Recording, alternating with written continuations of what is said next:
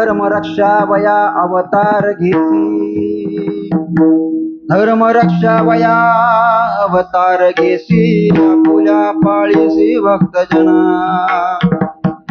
अंबऋषी साठी जन्म सोसियले, दुष्ट निर्दाळिले किती एक, धन्य तुझ कृपा सिंधू म्हणतील, धन्य तुझ कृपा सिंधू म्हणतील, आपुला तू बोल साच करी, अंबऋषी साठी जन्म सोसियले, दुष्ट निर्दाळिले किती एक, तुका म्हणे तुझ वर्णिती पुराणी, तुका म्हणे तुझ वर्णिती पुराणी, होय नारायणे दया सिंधू, अंबऋषी साठी जन्म सोसियले, दुष्ट निर्दाळिले एक, समचरण सरोजम चांद्र नीलांबुदाभम, जगन निहित पाणी मंडळम मंडळाणाम, तरुण तुलसीमाला कंदरम कंजनेत्रम, सदैव धवलहासं विठ्ठलं चिन्तयामि, वसुदेवसुतं देवं कंसचाणूरमर्दनं, देवकी परमानन्दं कृष्णं वन्दे जगद्गुरुं, नमो सद्गुरु तुकया ज्ञानदीपा, नमो सद्गुरु सच्चिदानंद रूपा, नमो सद्गुरु भक्त कल्याण मूर्ती, नमो सद्गुरु भास्करा पूर्ण कीर्ती, नमो ज्ञानेश्वरा, नमो ज्ञानेश्वरा, नमो ज्ञानेश्वरा, नमो ज्ञानेश्वरा, नमो ज्ञानेश्वरा, नमो ज्ञानेश्वरा, नमो ज्ञानेश्वरा, नमो ज्ञानेश्वरा, नमो ज्ञानेश्वरा, नमो ज्ञानेश्वरा, नमो ज्ञानेश्वरा, नमो ज्ञानेश्वरा, नमो ज्ञानेश्वरा, नमो ज्ञानेश्वरा, नमो ज्ञानेश्वरा, निवृत्ती उदारा सुभान देवा,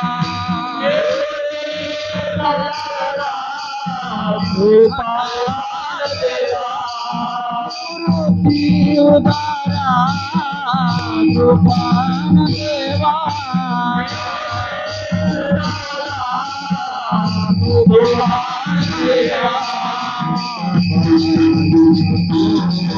भुवन पावनी मुक्ताबाई नमो, भुवन पावनी मुक्ताबाई नमो, भुवन पावनी अगत्रय जननी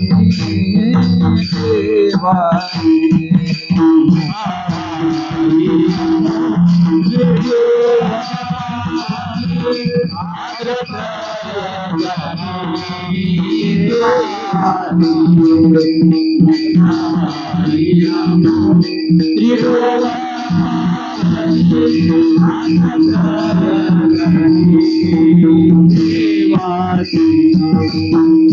नमो ज्ञानेश्वरा, नमो ज्ञानेश्वरा, निवृत्ती उदारा, निवृत्ती उदारा भुवन देवा, नमो ज्ञानेश्वरा, नमो ज्ञानेश्वरा, निवृत्ती उदारा भुवन देवा,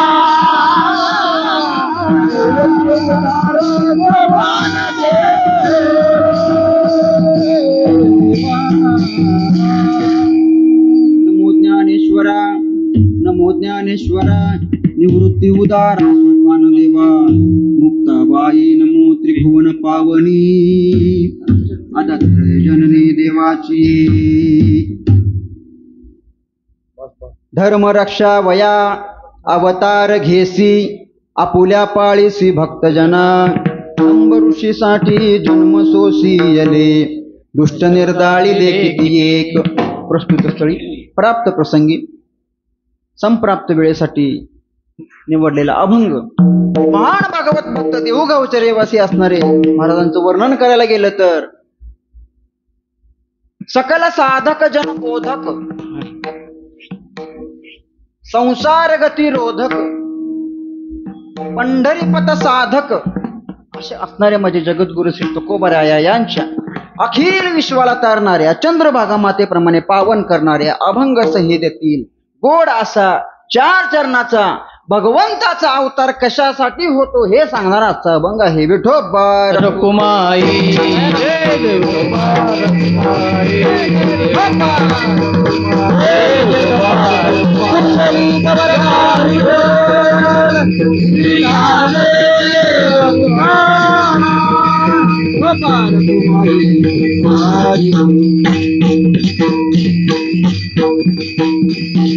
धर्म रक्षा वया अवतार घेसी आपुल्या पाळीचे भक्तजना अंबऋषीसाठी जन्म सोसियले दुष्ट निर्दाळिले किती एक.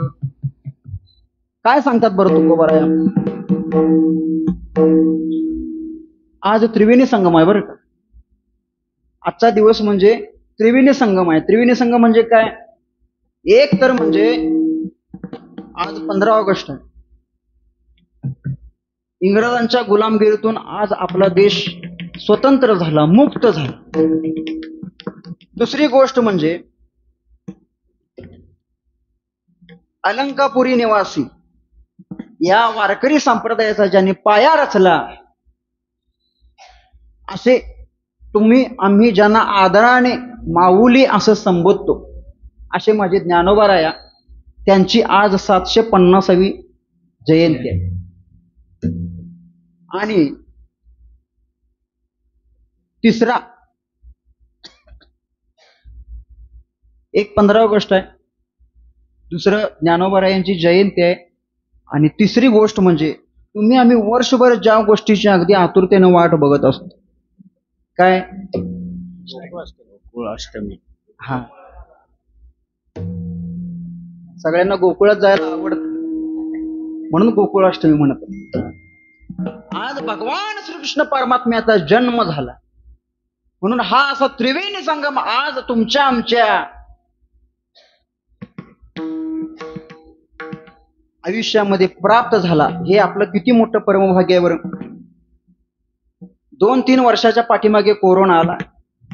कोरोनामध्ये कितीतरी लोक गेले, कितीतरी लोक निघून गेले, पण तुम्ही आम्हीच का बरं राहिलो? कारण तुमच्या आणि आमच्या भाग्यामध्ये हा दिवस बघण्याचा योग होता. म्हणून याच्या अगोदर जे आपलं आयुष्य जसं गेले तसं गेलं, पण इथून पुढचं आयुष्य तरी भगवान परमात्म्याच्या चरणावर अर्पण करावं म्हणून भगवान परमात्म्यानं हे आयुष्य आपल्याला दिलंय. जे आयुष्य आपल्याला इथून पुढचं दिलंय ते फक्त त्यालाच अर्पण करायचं. दुसऱ्या कोणत्याही गोष्टीमध्ये आपलं आयुष्य वाया घालवायचं नाही. महाराज म्हणतात बरवे झाले आजीवरी नाही पडलो मृत्यूचे आहारी वाचून आलो येतवरी उरले ते हरी तुम्हा समर्पण. बर, जे आपल्याला आयुष्य मिळालंय ते या भगवंताच्या नामस्मरणामध्ये घालवायचं. इथून पुढचा जो आपल्याला काळ भगवंताने दिलाय तो काळ या भगवंताच्या चिंतनामध्ये घालवायचा आहे. काळ सारावा चिंतने एकांतवासी गंगा स्नाने देवाच्या पूजने प्रदक्षिणा तुळशीच्या. बर, इथून पुढचा मिळालेला जन्म आपण भगवंताच्या चरणावर अर्पण करायचा आहे, बरोबर आहे. पण भगवंतानं अवतार कशासाठी घेतला? तुम्ही आम्ही अवतार घेतो म्हणण्यापेक्षा तुमचा आमचा जन्म होतो. संत अवतार घेतात आणि देवाला सुद्धा अवतार घ्यावा लागतो. तुमचा आमचा जन्म कशासाठी होतो? तुमचा आमचा जन्म होतो साधू संत जन्माला येत असतात आणि देवाला अवतार घ्यावा लागतो. तुमचा आमचा जन्म कशासाठी होतो बरं? जे जे आपण आपल्या गत आयुष्यामध्ये, पाठिमाच्या आयुष्यामध्ये जे जे काही कर्म केलं त्या कर्माचं भोग भोगण्यासाठी तुम्हाला आणि आम्हाला या मनुष्यरूपी देहाला धारण करावंच लागतं. तुकोबाराय सांगतात काय? आगा कर्मी जे उरावे तै सुखदुःखी फळा यावे, तया ते भोगावया यावे देहाय का. किंवा केले कर्म झाले त्याचे भोगा, केले कर्म झाले तुझी भोगा, केले कर्म झाले त्याची भोगा आले, केले कर्म झाले तुझी भोगा, उपजले मेले ऐसे किती, उपजले मेले ऐसे किती, उपजले मेले ऐसे किती. केले कर्म झाले त्याची भोगाले,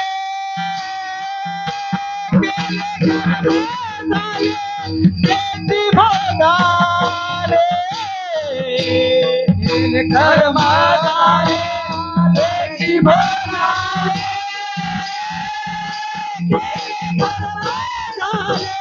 त्याची भोगाले, केले कर्म झाले त्याची भोगाले, केले कर्म झाले त्याची भोगाले, केले कर्म झाले त्याची भोगाले, त्याची भोगाले.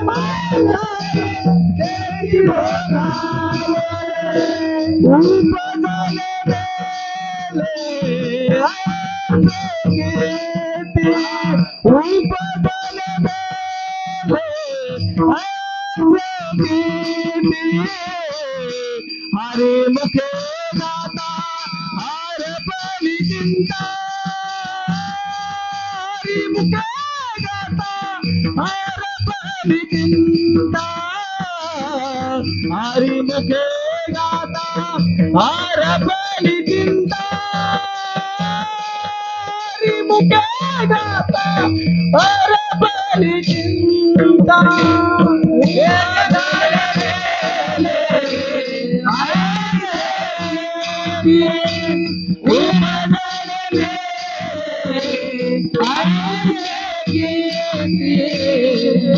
हरि मुखे गाता हर चिंता, हरि मुखे गाता हरि मुखे गाता हर बलि चिंता, हरि मुखे गाता हर बलि चिंता.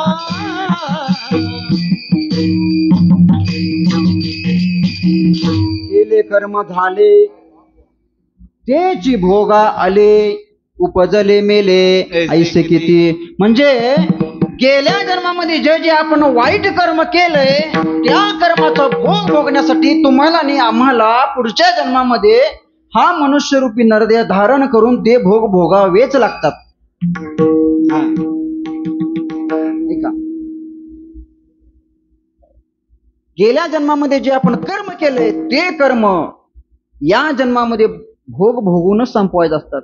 काहींचं म्हणणं असं असते महाराज की गेल्या जन्माचा नाही आता या जन्माचा तुमचा आणि आमचा काहीही काडी मात्र संबंध नाही. आता मी भजन करतोय, कीर्तन करतोय, दररोज देवाचं नामस्मरण करतोय, एक क्षण सुद्धा हे मुख देवाच्या नामावेन राहत नाही, तरी सुद्धा माझ्या वाट्याला का बरं दुःख यावं? मग त्याच्यापेक्षा माळ न घातलेली बरी, त्यापेक्षा मंदिरात न आलेलं बरं. असा विचार करणारी लोक तुमच्या आणि आमच्या सभोवताली आहेत बरं. जरा बारकाईनं बघा, अशा विचार करणाऱ्या लोकांचा काय उद्देश असतो. त्या लोकांचा उद्देश एवढाच असतो की मंदिरात जाणारे सुद्धा मंदिरात जाऊ नयेत, आमच्या पाठीमाग यावं. पण जो शुद्ध विचाराचा माणूस असतो त्याला एवढंच कळतंय की जर तो नियमितपणे भजनाला जात असेल, कीर्तनाला जात असेल आणि कीर्तनामध्ये गेल्यानंतर जर लक्ष देऊन त्या अभंगाचं चिंतन निरूपण ऐकत असेल तर त्या माणसाला हे सांगावं लागत नाही. त्या माणसाला हे सांगावं लागत नाही. मग त्याला आपोआप कळतं की माझा जन्म कशासाठी झालाय. भोग भोगण्यासाठी माझा जन्म झालाय आणि जे दुःख माझ्या वाट्याला आलंय ते मला भोगूनच संपवायला पाहिजे. जे दुःख आपल्या वाट्याला येतं ते कुणाला सांगून कमी होणार आहे का?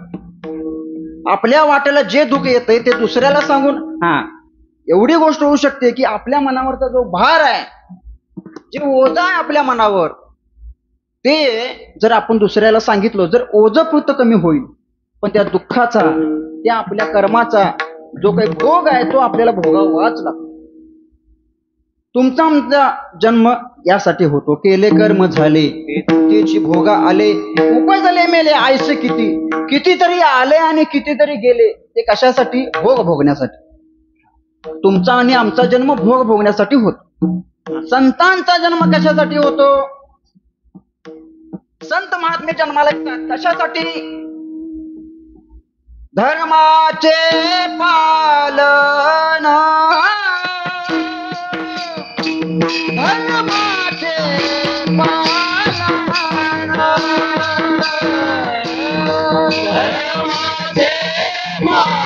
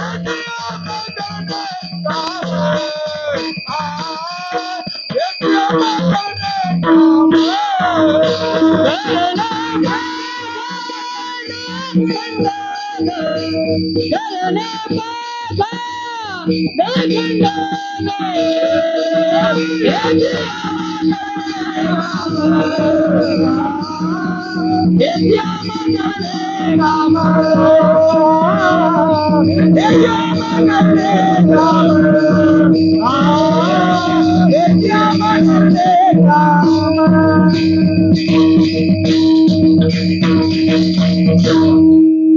कशाला अवतारात येतात? संत कशासाठी जन्म घेतात? धर्माचे पालन. विषयाच्या जरा जरा जवळ येत चाललंय. धर्माचे पालन. ज्या ज्या वेळी धर्म कमी कमी व्हायला लागतो, अधर्म वाढायला लागतं, त्यावेळी संत अवताराला येतात. पण जे जे लोक धर्माचं पालन करीत नाहीत त्यांना काय बोलत नाहीत, फक्त त्यांच्या विचारांचं खंडन करतात. जे लोक धर्म बुडवायला बसतात त्यांना काय बोलत नाहीत संत, त्यांना काहीच बोलत नाही, फक्त त्यांच्या विचारांचं खंडन करतात. विचारांचं खंडन म्हणजे जे त्यांचे अपप्रवृत्तीचे जे काही विचार आहेत ते विचार कमी कमी कमी करायला बघतात, त्या विचारांचा प्रभाव फक्त कमी करायला बघतात. आणि हे आपल्याला कळत नाही, म्हणून संत लागोपाठ लागोपाठ लागोपाठ अवताराला येत असतात. आम्ही वैकुंठवासी आलो याचे कारणासी, बोलिले जे ऋषी सात भले वर्ताया. बरं, खाली येऊन आम्हाला काय काम करायचं आहे? झाडू संतांचे मार्ग, आढळांनी भरले जग, उच्चिष्टाचा भाग शेष उरला तो सेवू. तुमचा आमचा जन्म केलेलं कर्म भोगण्यासाठी होतो, संतांचा जन्म धर्माचं पालन करण्यासाठी होतो, आणि भगवंताचा जन्म कशासाठी होतो?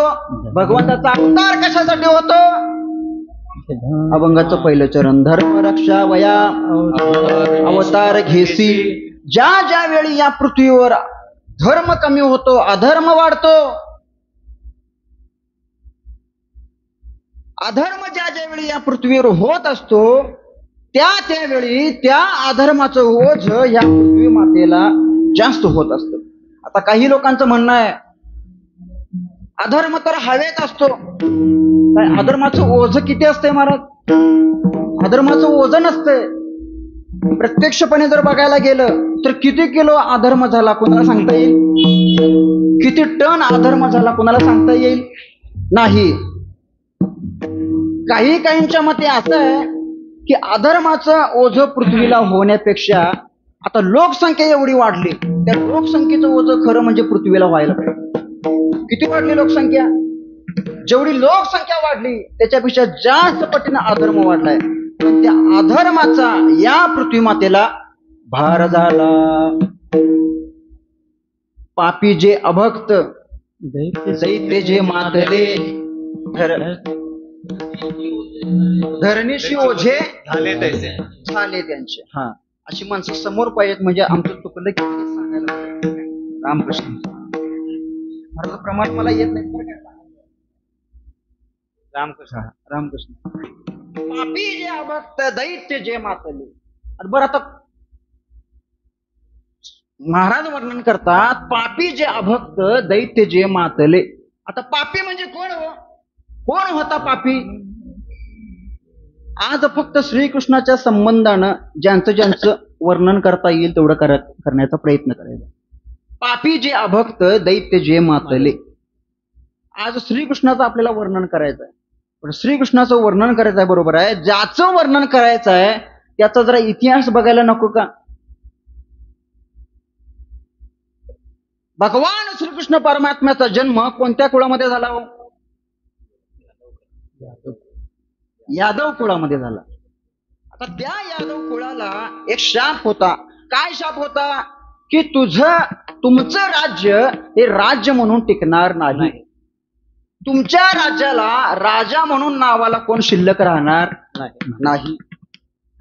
मग त्या यादव वंशामध्ये भगवान श्रीकृष्ण परमात्म्याचा जन्म झाला आणि त्याच वंशामध्ये कंसाचा सुद्धा जन्म झाला. म्हणजे भगवान श्रीकृष्ण परमात्मा आणि कंस हे दोघेही यदुवंशीय म्हणून त्यांना संबोधलं जातं. यदुवंशीय बरोबर. कंसाच्या बापाचं नाव काय? उग्रसेन. उग्रसेनाच्या बापाचं नाव काय? आहुक. आता या आहुकाला 2 मुलं होती. एकाचं नाव होतं देवक आहुकाला 2 मुलं, एकाचं नाव होतं देवक, त्या देवकाची मुलगी देवकी, आणि आहुकाचा दुसरा मुलगा त्याचं नाव कंस, त्या कंसाचा जो उग्रसेन, आहुकाला उग्रसेन झाला आणि त्या उग्रसेनाला कंस झाला. बरं, हा जो कंस होता तो उग्रसेनाचा मुलगा नव्हता. आपल्याला फक्त एवढंच माहिती आहे की उग्रसेनाचा मुलगा कंस आहे, पण कंस खऱ्या अर्थानं बघायचा झालं तर उग्रसेनाचा अंश नव्हता. मुलगा होता पण अंश कोणाचा होता? उग्रसेनाचा अंश नव्हता. एक दुर्मिळ नावाचा राक्षस आहे, त्या राक्षसाचा तो अंश होता. आता काय झालं, उग्रसेनाचं राज्य अतिशय सुंदर चाललं होतं. राज्यामध्ये काय भांडण नाही, तंटा नाही, काही नाही. पण राज्य चालवित असताना एका राज्याच्या खांद्यावर जबाबदारी असते, काय की आपलं राज्य सुरळीत चालावं, त्यासाठी प्रत्येक आठवड्याचा एक ठराविक वार निश्चित केला जायचा आणि त्या वाराच्या दिवशी आपल्या राज्यामध्ये ज्या ज्या काही अडीअडचणी आहेत त्यावर उपाययोजना करायची. जे जे कोण चुकीचं वागत असतील त्यांना शिक्षा करायची, त्यांना दंड करायचा, असा आठवड्यातील एक वार ठरलेला असायचा. आता त्या उग्रसेन राजाची जी पत्नी होती ती पत्नी अतिशय सुंदर होती. त्या पत्नीला बाहेर फिरायचा जास्त छंद होता. बरं, बाहेर फिरायचा जास्त छंद होता. त्या उग्रसेन राजाची पत्नी आपल्या पतीला म्हणाली, महाराज तुम्ही काय फक्त राज्य राज्य राज्य राज्य म्हणत बसता, थोडा आमच्यासाठी सुद्धा वेळ देत जा. काय महाराज, जानेवारी महिन्यापासून एप्रिल महिन्यापर्यंत नुसतं कीर्तनच कीर्तन, जर आमच्यासाठी सुद्धा वेळ देत जावा कधी तर.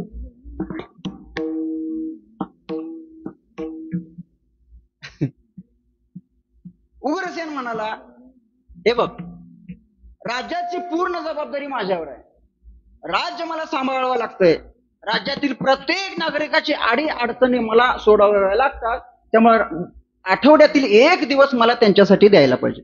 बरं ठीक आहे, आठवड्यातील एक दिवस द्यायचा, ठीक आहे, तो दिवस ठरलेला असायचा. बरं, तो जो दिवस ठरलेला असायचा तो दिवस सोडून तरी तुमच्याकडे वेळ असेल माझ्यासाठी, त्या दिवशी आपण कुठेतरी बाहेर फिरायला जाऊया. मी छान असा सुंदर स्वयंपाक करून घेते, कुठंतरी असं निवांत डोंगरावर कुठंतरी, आपल्या इथं रामलिंग आहे, चला कुठंतरी असं जेवणाचा डबा घेऊन वनभोजनासाठी जाऊया. उग्रसेन त्या गोष्टीला तयार झाला. अमुक या दिवशी जायचं ठरलं. पण अचानक राज्यामध्ये काहीतरी एक अशी घटना घडली की त्या घटनेचा न्याय निवाडा करण्यासाठी उग्रसेनाला थांबावं लागलं. ऐका बरं काय, राज्यामध्ये अशी एक घटना घडली की त्या घटनेचा न्याय निवाडा करण्यासाठी उग्रसेन राजाला राजवाड्यामध्ये थांबावं लागलं. पण इकडं दम निघाला. हा, तुम्हाला सांगितलेलं कळतंय की नाही, जायचं म्हणून सगळी तयारी झाली आपली, एवढा सुंदर छान स्वयंपाक केला, आता तुम्ही राजवाड्यामध्ये थांबणार, मी एकटी जाऊन काय करू? उग्रसेन राजा म्हणाले, राणी साहेब एक थोडा वेळ द्या मला, तो न्याय निवाडा पूर्ण करतो, मग आपण जाऊ. पण त्या राणीला दम निघत नव्हता. चंचल मनाची राणी होती ती, राजाचं ऐकली नाही, आपल्या नवऱ्याचं ऐकली नाही. आपल्या नवऱ्याचं न ऐकल्यामुळं पुढे तिची काय अवस्था झाली हे आपल्याला लक्षात येते. म्हणून नवऱ्याचं ऐकावं बरं का.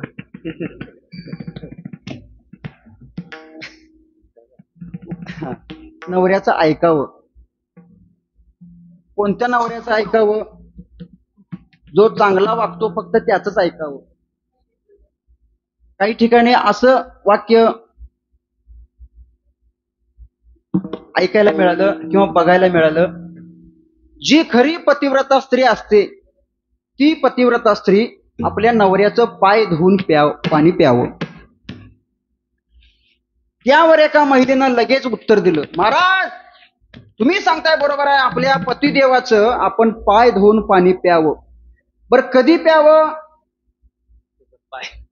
आंघोळ केल्यानंतर पाय धुवून पाणी प्यावं का आंघोळ करायच्या अगोदर पाय धुवून पाणी प्यावं? उग्रसेन राजा म्हणाला, राणीसाहेब एक थोडा वेळ मला द्या, आणि थोड्या वेळामध्ये मी या राज्यामध्ये जी काही घटना घडली त्याचा न्याय निवाडा करतो, आणि मग आपण दोघेही निवांतपणे स्वच्छंदपणे फिरायला वनभोजनासाठी जाऊया. पण त्या राणीला दम निघाला नाही. ती राणी म्हटली, तुमचं राज्य आणि तुम्ही तिकडच जा, मी माझ्या दासी सोबत वनभोजनासाठी निघून जातो. आणि ज्यावेळी तुम्हाला वेळ मिळेल, ज्यावेळी तुमची सभा समाप्त होईल, त्यावेळी तुम्ही तिकडं आला तरी चालेल, नाही आला तरी पण चालेल, असं सांगून ती उग्रसेन राजाची पत्नी डोंगरावर निघून गेली. बरं, आता तिकडं डोंगरावर निघून गेल्या. त्या डोंगरावर एक सुंदर असा तलाव होता, जलाशय होतं. आता त्या जलाशयामधील पाणी बघून या राणीला त्या जलाशयामध्ये आंघोळ करायचा मोह निर्माण झाला. त्या जलाशयामध्ये ती राणी आंघोळीसाठी उतरली, आंघोळ झाली, कपडे परिधान केली. इतक्यात त्या राणीला आकाश मार्गाने जाणाऱ्या एका दुर्मिळ नावाच्या राक्षसाने बघितली. आकाशमार्गे जाणाऱ्या दुर्मिळ नावाच्या राक्षसाने बघितलं, आणि त्या राणीचं ते मनमोहक सुंदर असं रूप बघून तो दुर्मिळ नावाचा राक्षस त्या राणीच्या मोहावर प्रभावित झाला, आणि त्या राणीच्या त्या रूपावर मोहित झाला, प्रभावित झाला. आणि त्यानं लगेच, तो राक्षस मायावी होता. मायावी म्हणजे कोणत्या क्षणी तो कोणतंही रूप धारण करू शकतो, त्याला मायावी म्हणतो. तो मायावी राक्षस होता, आणि मायावी राक्षस असल्यामुळं त्यानं लगेच त्या राणीच्या नवऱ्याचं म्हणजे कोणाचं, उग्रसेनाचं रूप धारण केलं, आणि तो त्या राणीजवळ आला. राणीजवळ आला. राणी म्हणाली, हा झाली काय तुमची सभा, न्याय निवाडा झाला का, बसा आता मग भोजनाला. बसा आता भोजनाला म्हटल्यावर हा राक्षस, याला असलं कधी अन्न खाऊन माहिती नव्हतं. लगेच अलकट पलकट मांडी घालून तो जेवायला बसला, आणि राणीनं जेवढे काही पदार्थ केले होते सगळे पटापटा पटापटा पटा खाऊन संपवू लागला. त्यावेळी तरी राणीच्या लक्षात यायला पाहिजे होतं की हा माझा नवरा नाही.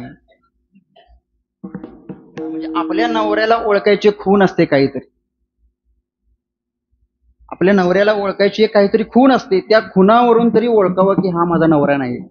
पण ते राणीच्या लक्षात आलं नाही. त्या राणीला राग आला होता. रागाच्या भरात तिनं सगळं जे काही खाद्यपदार्थ तयार केले होते ते सगळं त्या राक्षसाच्या म्हणजे मायावी रूप धारण केलेल्या त्या राक्षसाच्या समोर ठेवलं. राक्षसानं ते सगळं खाल्लं, आणि सगळं जेवण खाऊन फस्त झाल्यानंतर त्या उग्रसेनानं म्हणजे दुर्मिळ नावाच्या राक्षसानं आपल्या त्या पत्नीकडं रतिसूप मागितलं. त्या राक्षसानं आपल्या पत्नीकडं रतिसूप मागितलं, तेही भर दिवसा रतिसूप घ्यायचं नसतं, फार मोठं त्याचं पाप आहे, ते इथं सांगण्यासारखं नाही. रतिसूप मागितलं, त्या राणीनं रतिसूप द्यायला नकार दिला, पण नवऱ्याच्या हट्टापुढे तिचं काहीही चाललं नाही. त्यामुळे त्या राक्षसाने रतिसूप घेतलं, पण तिच्या लक्षात आलं, त्यावेळी लक्षात आलं की हा माझा पती नाही. रतिसूप घेताना त्या राणीच्या लक्षात आलं की हा माझा नवरा नाहीये.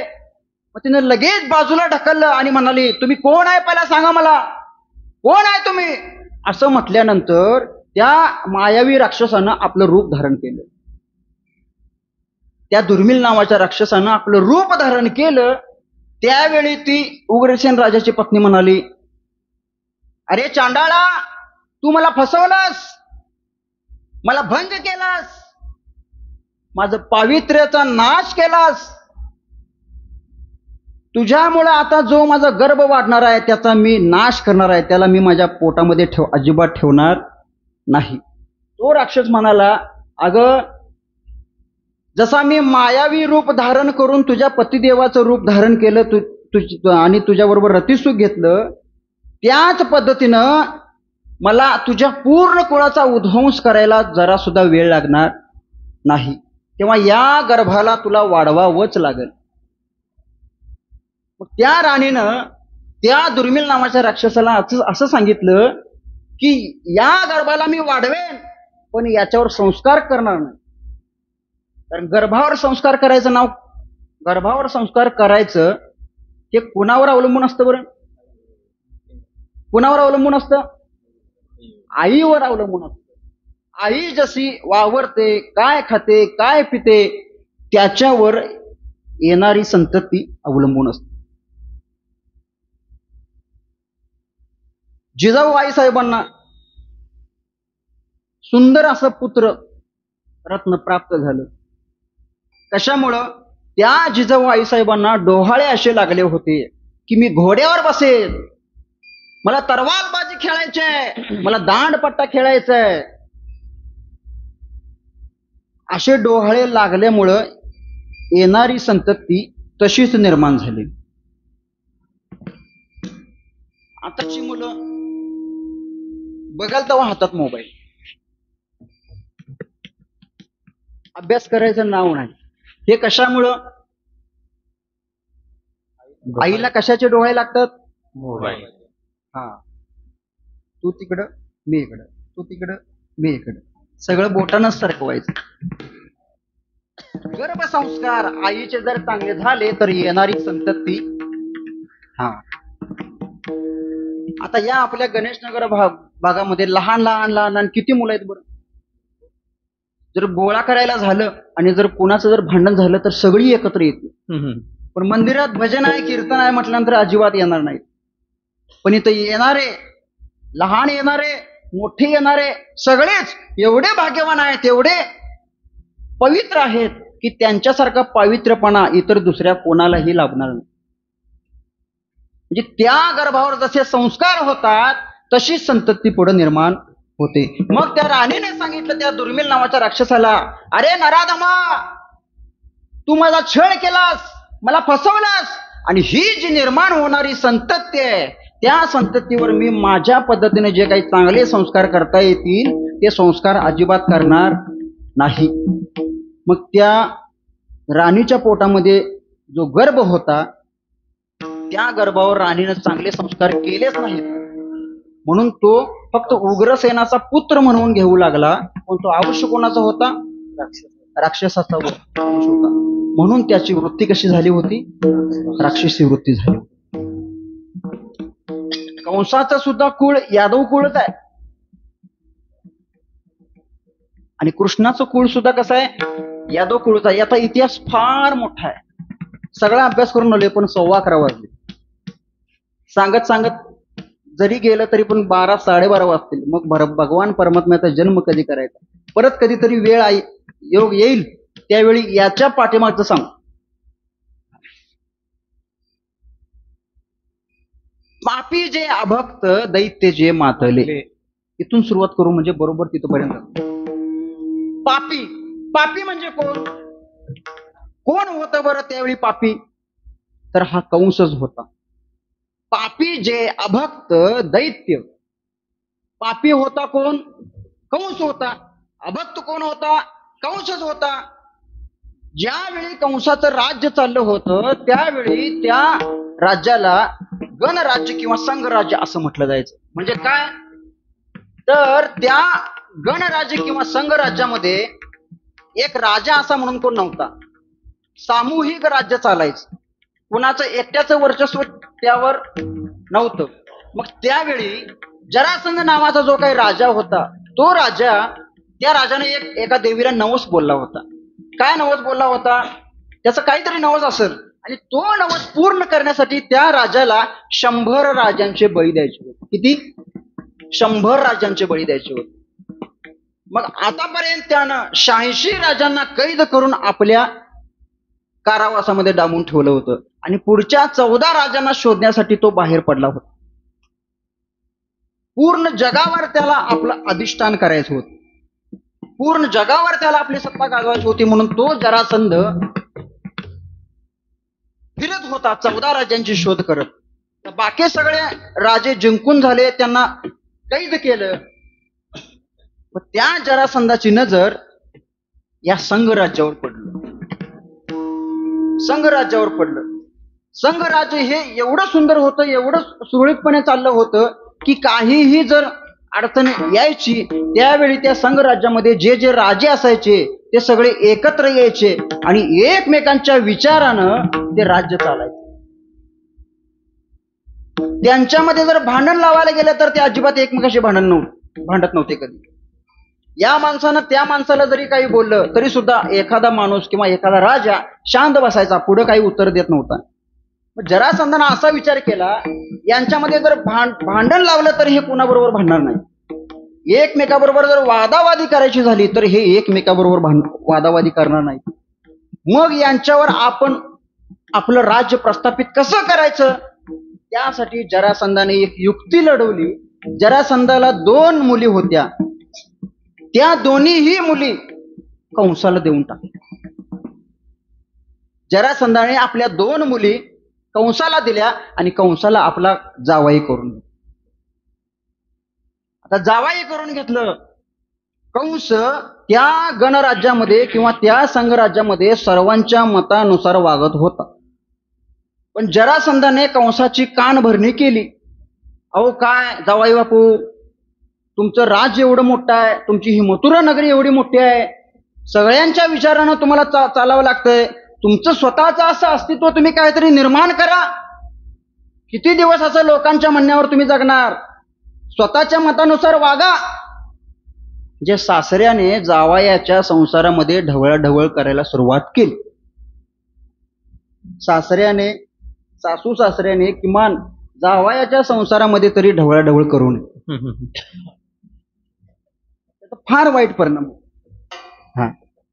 जरासंधाने त्या कंसाच्या संसारामध्ये ढवळाढवळ करायला सुरुवात केली आणि कंसाची अशी कानभरणी केली की ते कंसाला लगेच पटलं.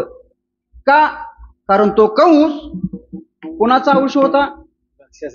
राजाचा अंश नव्हता, राक्षसाचा अंश होता आणि त्याला सगळ्यांच्यावर आपलं अस्तित्व स्थापित करायचं होतं. पण उग्रसेन राजा एवढा बलाढ्याने ताकदवान होता की त्या राजाच्या पुढे कंसाचं काही चालत नव्हतं, कंसाचं काहीच चालत नव्हतं. मग त्या जरासंधाने कंसाला असं सांगितलं की तू तुझ्या बापाबरोबर युद्ध कर. बघा, जरासंधानं सांगितलं कंसाला तुझ्या बापाबरोबर तू युद्ध कर. युद्ध करत करत करत करत तुझ्या बापाला कैद कर आणि त्याला तुरुंगामध्ये डाबून ठेव. कोण सांगितलं? सासऱ्याने जावयाला सांगितलं तुझ्या बापाला कैद कर आणि तुरुंगात डांबून ठेव. किती चांगलं आहे बरं. असं कधी घडलंय का आजपर्यंत? नाही. त्या जरासंधाच्या सांगण्यावरून कंसाने आपल्या बापाबरोबर युद्ध केलं. आपल्या त्या बापाच्या बरोबर एक उग्रसेन होता, म्हणजे कंसाच्या बापाबरोबर एक उग्रसेन होता आणि दुसरा होता अक्रूर. त्या अक्रूर आणि उग्रसेनाची जोडी होती. कंसानं त्या दोघांच्या बरोबर युद्ध करायला चालू केलं.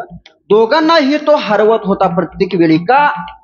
जरासंध एवढा मोठा होता, आतापर्यंत 86 राज्य त्याने जिंकले आणि 14 राज्य त्याला पाहिजे होते. म्हणून त्यानं या संघराज्यावर स्वारी केली आणि त्यानं सांगितलं की उग्रसेन आणि अक्रूर या दोघांच्या बरोबर तू युद्ध कर आणि त्या दोघांना कैद कर आणि आपल्या तुरुंगवासामध्ये डांबून ठेव.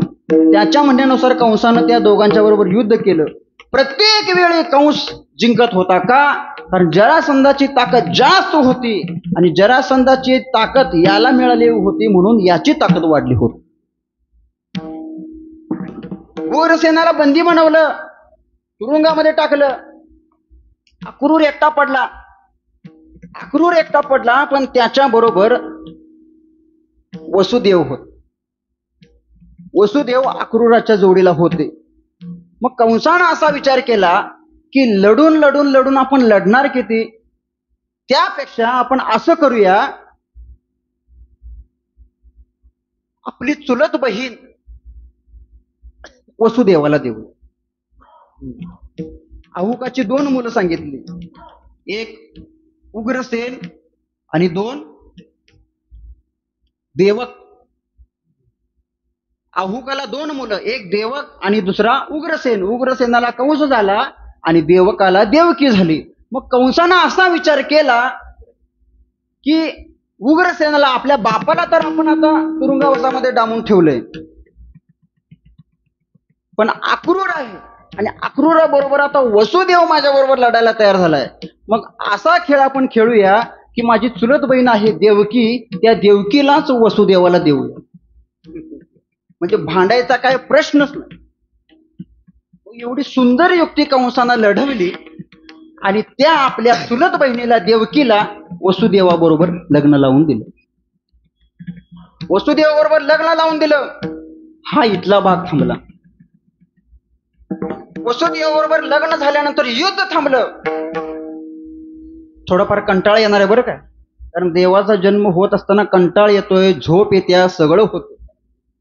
कारण माया घाली अस्त्र रक्षपाळा. हा, ज्यावेळी भगवंताचा अवतार होत असतो त्यावेळी माया सगळीकडे फिरत असते.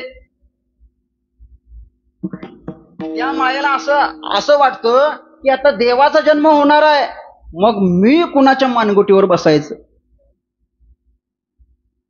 देवाचा जन्म ज्यावेळी होणार आहे, देवाच्या अशा सुंदर कथा ज्यावेळी चालू असतात त्यावेळी हलूच डुलूबाई डुलू डुलूबाई डुलू, त्यावेळी त्या मायेचं आवरण आपल्या सभोवताली होत असतं. म्हणून तुम्हाला आता झोप लागणार आहे, मला पण माहिती आहे, पण देवाचा जन्म होणार आहे. देव जन्माला येत असताना आपण जर झोपलो तर आपण कायमचं झोपणार, एवढं लक्षात ठेव. म्हणून झोपायचं नाही अजिबात. 12-12:30 पर्यंत आपल्याला जागायचं आहे. देव जन्माला येऊन देवाचं मुख जोपर्यंत आपण बघत नाही तोपर्यंत आपल्याला झोप लागणारच नाही. आणि जे देवाला खऱ्या मनाने भजतात, खरी भक्ती देवाची करतात, ते तर अजिबात झोपणार नाहीत. मग तुमचं तुम्ही प्रामाणिकपणे आपल्या मनाला प्रश्न विचारा आणि आपल्या मनाला धीर द्या. हा, काहीही झालं तरी पण मी पेंगणार नाही म्हणा की. अजिबात पेंगायचं नाही. कारण इतर दिवशीचं कीर्तन वेगळं असतं आणि हे देवाच्या जन्माचं कीर्तन म्हणजे वेगळं असतं. पण मला जरा चिंतन दुसरं एक नवीन ऐकायला मिळालं. तेच चिंतन माझ्या मोडक्या तोडक्या भाषेत तुमच्या समोर ठेवण्याचा प्रयत्न करा. काय चुकलं मागलं तर माफ कर बरं काय बापू. त्या देवकीचं आणि वसुदेवाचं लग्न लावून दिलं. आता वसुदेवाचं आणि देवकीचं लग्न लावून दिल्यानंतर त्यांचा सुद्धा संसार सुरळीत चालला. हा इथला भाग झाला. त्यांचं लग्न लावून दिलं. हा विषय इथंच थांबवा. आता दुसरा, जरासंधाने उग्रसेनाला बंदिवासात टाकायचा आदेश दिल्यानंतर कंसाने आपल्या बापाला बंदिवासात टाकलं आणि स्वतःला या मथुरा नगरीचा राजा म्हणून स्वयंघोषित केलं. आता राजा आहे म्हटल्यानंतर मुळात त्याची वृत्ती कशी होती? राक्षसी वृत्ती. आणि राक्षसी वृत्ती असल्यामुळं कंसानं आपल्या त्या राज्यामध्ये जे जे काही ऋषी होते, जे जे काही मुनी होते, त्यांच्यावर अत्याचार करायला सुरुवात केली. पापी, त्यांच्यावर पाप करायला चालू केलं. रजोगुण, तमोगुण आणि सत्वगुण हे 3 गुण आहेत. रजोगुण म्हणजे काहीतरी करायला लावणार. रजोगुण म्हणजे काहीतरी करायला लावणार. सत्वगुण म्हणजे चांगलं करायला लावणार. चांगलं करायला लावणार. रजोगुण म्हणजे काही ना काही करायला लावणारच. सत्वगुण म्हणजे जे काही करतो ते चांगलं करायला लावणार. आणि तमोगुण म्हणजे वाईटच करायला लावणार. रावण हा रजोगुणी होता. रावण हा रजोगुणी होता म्हणजे काही ना काहीतरी करायची त्याच्यामध्ये इच्छा होती. पण त्याला भेट पडली कोणाची? जरासंधाची. जरासंध कसा होता? तमोगुणी होता. म्हणजे रजोगुणाची तमोगुणाबरोबर भेट झाल्यानंतर काय होणार हो? पापच होणार. मनामध्ये नको नको ते वाईट विचार येणार, राक्षसी विचार येणार. मग या विचाराला अनुसरून कंसानं आपल्या राज्यामध्ये जे जे काही ऋषीमुनी होते, भक्त होते, त्यांच्यावर अत्याचार करायला सुरुवात केली. ज्या ज्या ठिकाणी यज्ञ केलं जात होतं त्या ठिकाणी जाऊन त्या यज्ञाचा उद्ध्वंस करायला चालू केला कंसानं. आता या कंसाच्या अत्याचाराला भिवून त्या मथुरा नगरीमध्ये जे जे काही ऋषीमुनी होते ते ऋषीमुनी ती नगरी सोडून पळायला लागले. त्या मथुरा नगरीमधून ते ऋषीमुनी जे काही साधू संत होते ते सगळे बाहेर पळायला लागले.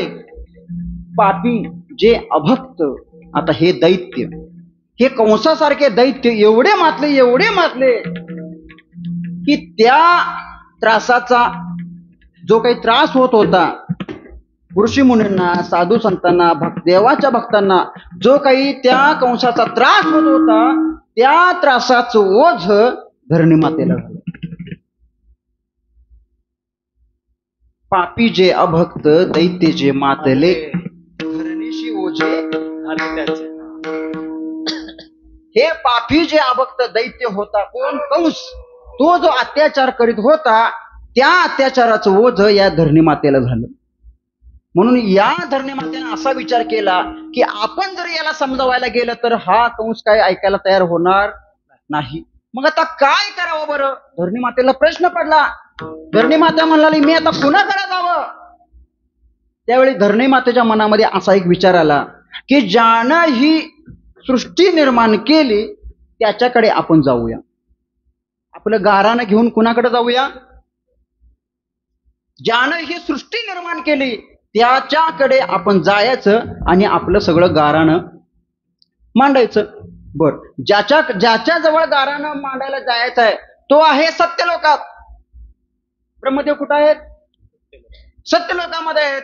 बरं, सत्यलोकामध्ये कुणालाही प्रवेश नाही. जे खरं बोलतात त्यांनाच फक्त तिथं प्रवेश आहे. जे पवित्र आहेत फक्त त्यांनाच तिथं प्रवेश आहे.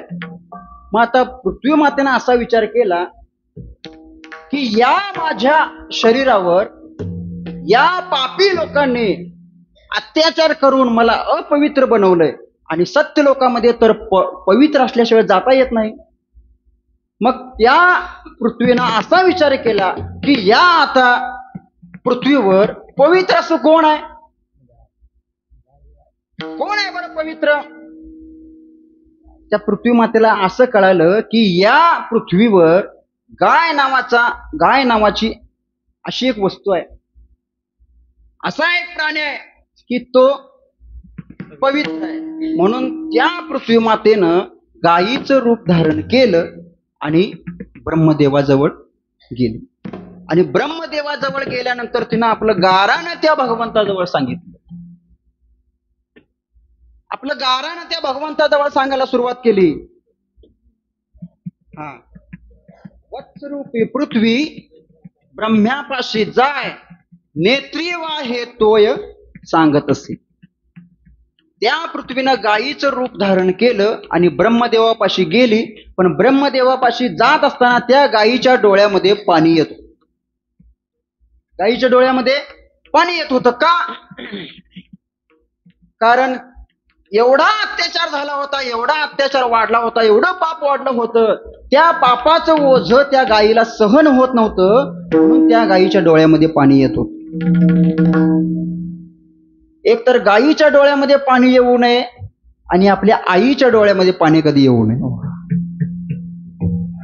गायीच्या डोळ्यामध्ये पाणी कधी येतं? ज्यावेळी पृथ्वीवर पाप वाढतं त्यावेळी गायीच्या डोळ्यामध्ये पाणी येतं. आणि आपल्या आईच्या डोळ्यामध्ये पाणी कधी येतं? आपल्या घरामध्ये ज्यावेळी पाप होतं, आपल्या घरामध्ये ज्यावेळी अधर्म होतो त्यावेळी आपल्या आईच्या डोळ्यामध्ये पाणी येत असतं. बरोबर आहे का? बघा मुद्दा. आपल्या घरामध्ये आपलं अस्तित्व राहत नाही. आपण कोण आहे, काय आहे, कुठं आहे याचा जरा सुद्धा विचार केला जात नाही घरच्या आईवर. त्यावेळी आईच्या डोळ्यामध्ये पाणी येत असतं. गायीच्या डोळ्यामध्ये पाणी आलं का? आलं? पृथ्वीवर पाप वाढलं होतं, पृथ्वी पुढं संकट भरपूर होतं म्हणून गायीच्या डोळ्यामध्ये पाणी आलं. आणि आईच्या डोळ्यामध्ये ज्यावेळी पाणी येत असतं त्यावेळी पुढं संकट होत, आवाज तोंड असं आ करून उभं राहिलेलं असतं. म्हणजे आता आत्मपरीक्षण करा. ज्यांच्या आईच्या डोळ्यामध्ये पाणी येतं त्यांना असं समजावं की आता पुढं माझ्यावर भरपूर अशी संकट येणार आहे. गायीनं सुद्धा तसाच विचार केला म्हणून गायीच्या डोळ्यामध्ये पाणी आलं. बरं, आता ही गाय ब्रह्मदेवाजवळ आपलं दुःख व्यक्त करण्यासाठी गेली. आता प्रश्न असा निर्माण होतो की गाय ब्रह्मदेवाजवळच का गेली? पापी जे अभक्त दैत्य जे मातले धरणीशी ओझे झाले त्याचे.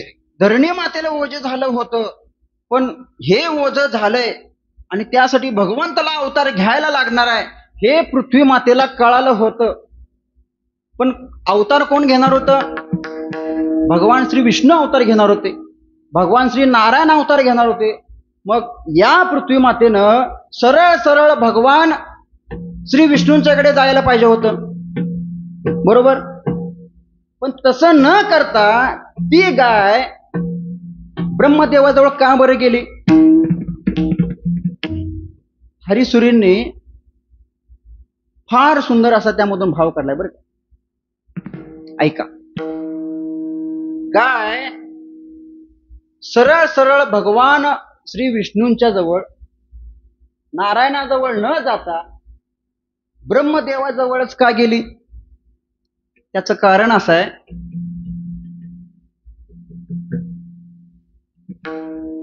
ब्रह्मदेवाची उत्पत्ती श्री विष्णूंच्या नाभी कमलातून झाली. ब्रह्मदेवाची उत्पत्ती श्री विष्णूंच्या नाभी कमलातून झाली. म्हणजे ब्रह्मदेव कुणाचा मुलगा? कळते सांगितलेलं, पेंगायचं नाही म्हणून सांगितलं अजिबात. कारण हीच कथा अशीच आहे, पेंग येणारच आहे आणि झोप येणारच आहे. जे जागे असणार त्यांना हे कीर्तन कळणार. भगवान श्री विष्णू कुठं आहेत बरं? समुद्रावर शेषाच्या निवांतपणे झोपी गेलेले आहेत आणि त्यांच्या नाभी कमलातून ब्रह्मदेवाची निर्मिती झाली. म्हणजे भगवंताच्या नाभी कमलातून ब्रह्मदेवाची निर्मिती झाली. याचा अर्थ ब्रह्मदेवाचे श्री विष्णू श्री नारायण कोण झाले? वडील झाले. आणि ही धरणी माता कोण झाली? ब्रह्मदेवाची आई झाली. कारण का? भगवान श्री विष्णू भगवान श्री नारायणाच्या दोन पत्न्या, एक आहे भूमाता, एक आहे भूदेवी आणि दुसरी आहे श्रीदेवी. एक आहे भूदेवी आणि दुसरी आहे श्रीदेवी. श्रीदेवी आपल्याला माहिती आहे, ती पिक्चर मधली नव. हा, श्रीदेवी आपल्याला माहिती आहे, पण भूदेवी आपल्याला माहित नाही. भू म्हणजे जमीन, ही भूमाता म्हणजे भगवान परमात्म्याची ती कोण आहे? पत्नी आहे. म्हणून सुभाषितकारांनी असं म्हटलेलं आहे की भगवान परमात्म्याची आपण पूजा करतो, ठीक आहे, पण त्याची पूजा करत असताना त्याच्याच पत्नीला जर आपण तुडवत तुडवत त्याच्यावर पाय देऊन गेलो तर देवाला कसं वाटेल? म्हणून सुभाषितकाराने अतिशय सुंदर एक सुभाषित लिहिलं आहे. अंथरुणातून जागा झाल्यानंतर, अंथरुणातून बाहेर पडायच्या अगोदर, म्हणजे अंथरुणातून बाहेर पडायच्या अगोदर, जमिनीवर पाय ठेवायच्या अगोदर एक श्लोक आहे सुंदर असा.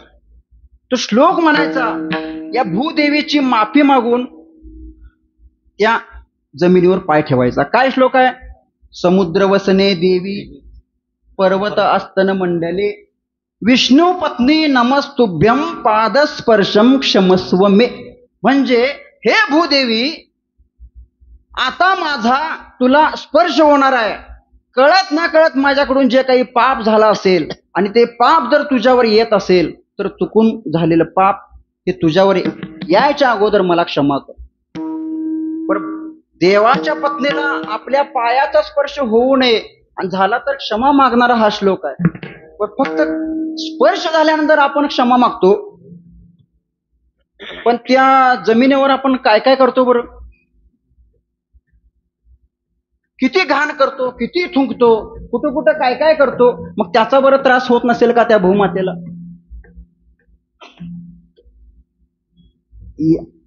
हे जरा चिंतन वेगळं आहे.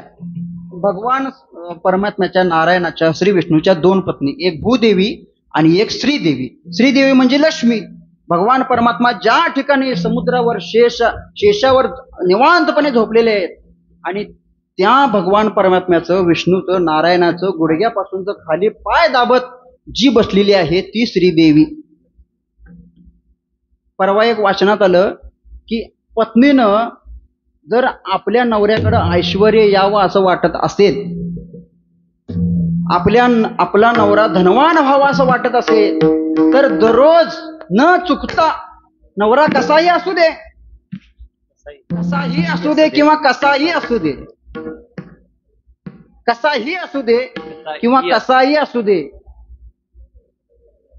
तो झोपी जाऊ दे अगर न झोपी जाऊ दे, अंथरुणावर पडल्या पडल्या पत्नीनं जायचं आणि गुडघ्याच्या खाली त्याचं पाय दाबायचं.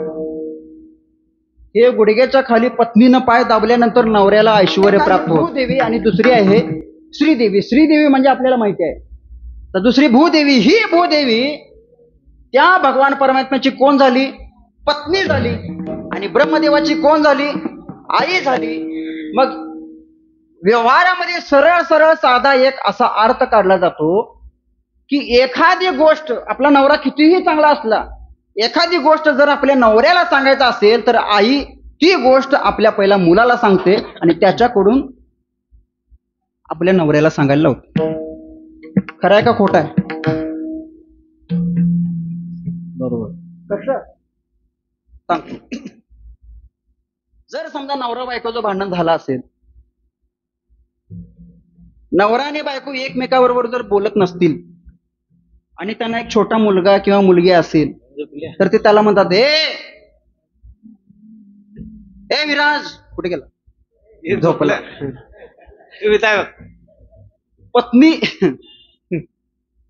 पत्नी त्या आपल्या छोट्याशा मुलाला म्हणते, अरे सांग तुझ्या बापाला ताट वाढून ठेवलंय, जेव. व्यवहारातलं साधं उदाहरण आहे. सांगायचं असते आपल्या नवऱ्याला, पण आपण बोलत नाही एकमेकाबरोबर. मग सांगायचं कोणाला? आपल्या मुलाला सांगायचं आणि त्याच्याकडून त्याला आपोआप ती बातमी जाते. त्याच्यावरती तो नवरा म्हणतो, हा मी आता जेवणार नाही, मी आता बाहेर काहीतरी खाऊन आलोय, मी आता जेवणार नाही म्हणून सांग. तीच बातमी तशीच कुठे जाते? रिव्हर्स आपल्या पत्नीकडे जाते. म्हणजे ही भूमाता ब्रह्मदेवाची आई आहे आणि भगवान श्री नारायणाची पत्नी आहे. मग आपला पती माझं लगेच ऐकणार नाही, पण मुलाकडून सांगितल्यानंतर तो लगेच ऐकल. म्हणून ही भूमाता गायीचं रूप घेऊन आपल्या मुलाजवळ गेली, म्हणजे ब्रह्मदेवाजवळ गेली आणि त्या ब्रह्मदेवाला गारानं घातलं की, ब्रह्मदेवा, पापी जे अभक्त दैत्य जे मातले धरणीशी झाले ओझे त्याचे. मग ब्रह्मदेवानं त्या भूमातेचं लगेच ऐकलं आणि ब्रह्मदेव तातडीनं लगेच निघाले. कुणाकडं? समुद्राकडं. का समुद्राकडं? त्या समुद्रावर भगवान परमात्मा अगदी निवांतपणे झोपलेले आहेत. याला सुद्धा एक सुंदर असे 2-3 भाव त्यामध्ये काढलेले आहेत. वेळेअभावी एकच सांगतो. ब्रह्मदेव लगेच तातडीनं का निघाले, असा एक त्यामध्ये भाव काढलेला आहे.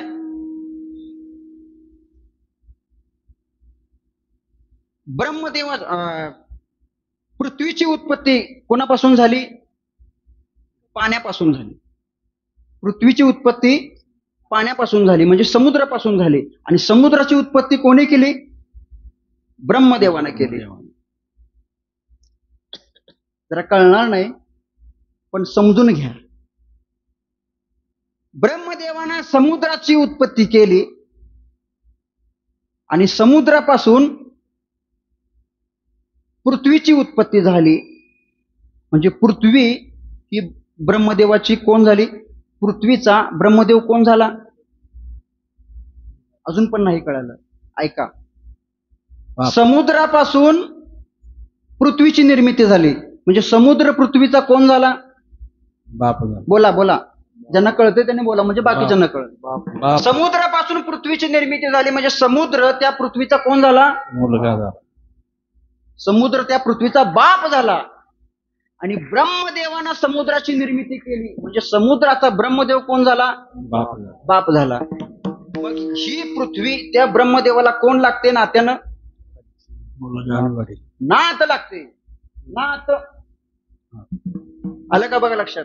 समुद्राची निर्मिती ब्रह्मदेवानं केली, म्हणजे समुद्राचा बाप ब्रह्मदेव, आणि समुद्रापासून पृथ्वीची उत्पत्ती झाली, पृथ्वीची निर्मिती झाली.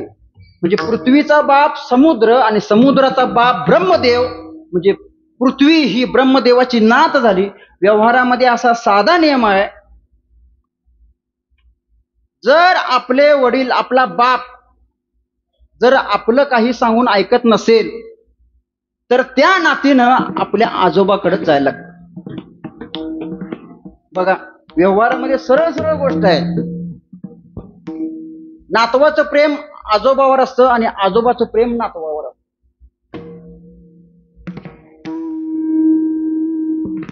नातवाला दुधावरची साय म्हटली, साय म्हणजे मुलगा म्हणजे दूध, आणि त्या मुलापासून झालेलं मूल म्हणजे त्या दुधावरची साय. म्हणजे ब्रह्मदेवाचं दूध म्हणजे समुद्र, आणि त्या समुद्राची साय म्हणजे ही भूमाता, ही पृथ्वी. म्हणजे ती पृथ्वी आपल्या आजोबाजवळ गेली आणि आपलं गारानं सांगितलं. काय सांगितलं? की तेव्हा या पृथ्वीवर एवढं पाप वाढलं, एवढं पाप वाढलं, ते मला आता सहन होत नाही. काय झालं? पापी जे अभक्त, दैत्य जे मातले, धरणीशी झाले ओझे त्याचे. म्हणून ब्रह्मदेवाने असा विचार केला आणि ते लगेच शेषशाही त्या भगवान परमात्म्याकडे धावतच सुटले. बर, आता त्या भगवान परमात्म्याकडे धावत सुटले, तिकडच काय गेले बरं? ब्रह्मदेव कुठं होते? मग सांगितलं, सत्य लोकामध्ये ब्रह्मदेव होते आणि समुद्र बाजूला होता. आता मला सांगा, भगवान परमात्म्याची आपण भक्ती करतो, आपण सरळ सरळ म्हणतो, विठ्ठल जळी तळी भरला, रिता ठाव नाही उरला, आज म्या दृष्टीने पाहिला विठ्ठलची. किंवा सर्वागती राम देहाती एक सूर्यप्रकाशक सहस्ररश्मी. आपण असं उघड उघडपणे सांगतोय की भगवान परमात्मा चराचरामध्ये व्यापून भरलेला आहे. भगवान परमात्मा चराचरामध्ये भरलेला आहे असं तुम्ही आम्ही अगदी उघडपणे सांगतो. मग ब्रह्मदेव सत्य लोकामध्ये बसूनच, त्या कमळामध्ये बसूनच भगवान परमात्म्याला का बरं विनवणी केली नाही?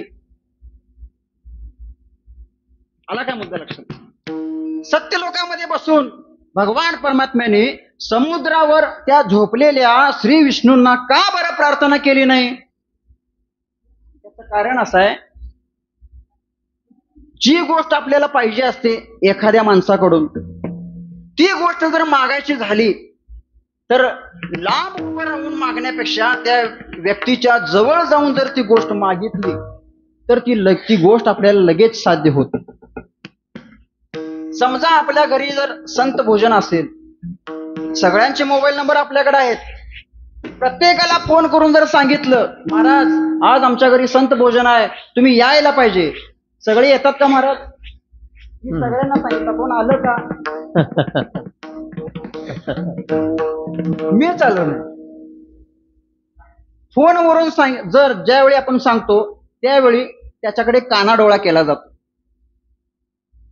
पण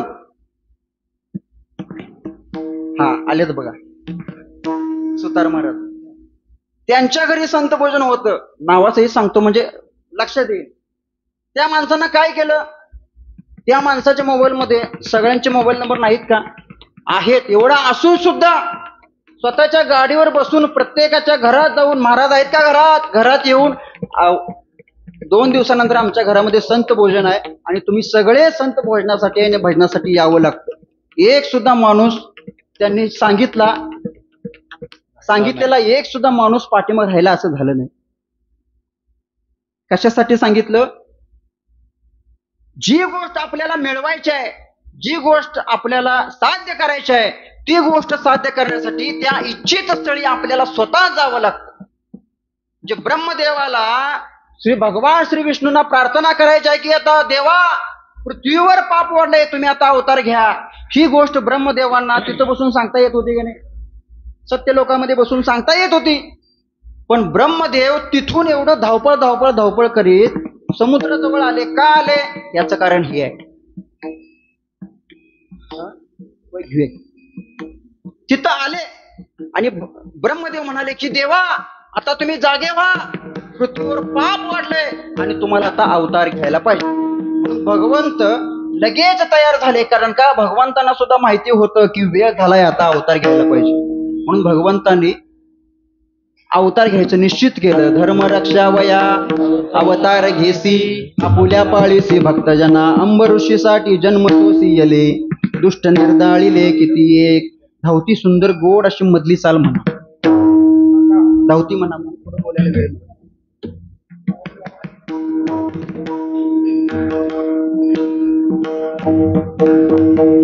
म्हणा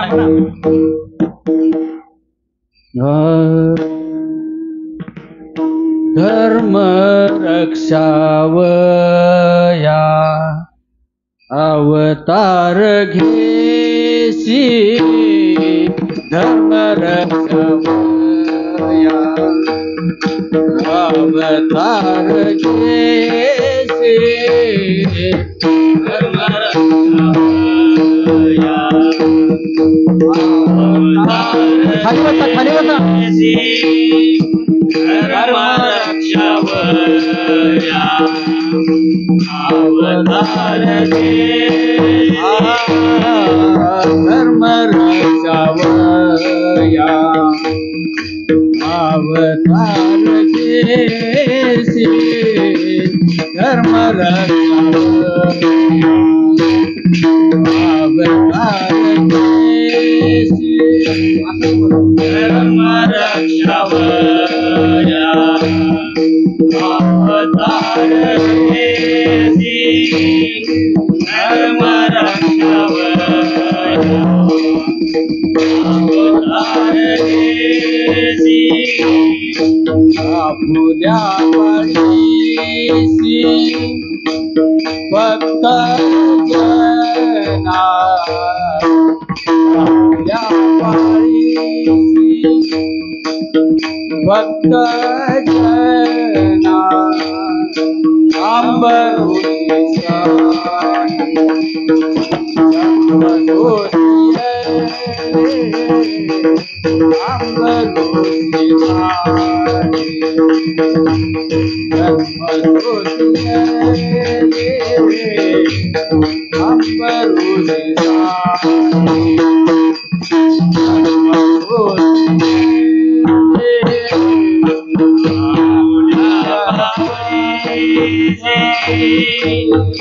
भक्त जना, आपुल्या पाळीसी भक्त जना, अंबरुषीसाठी जन्म सोडिले, अंबरुषीसाठी जन्म सोडिले, अंबरुषीसाठी जन्म सोडिले,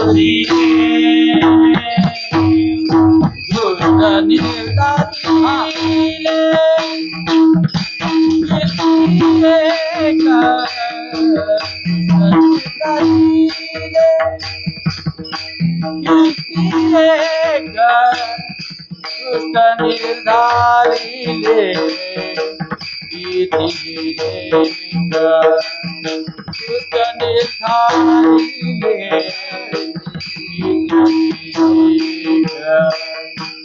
अंबरुषी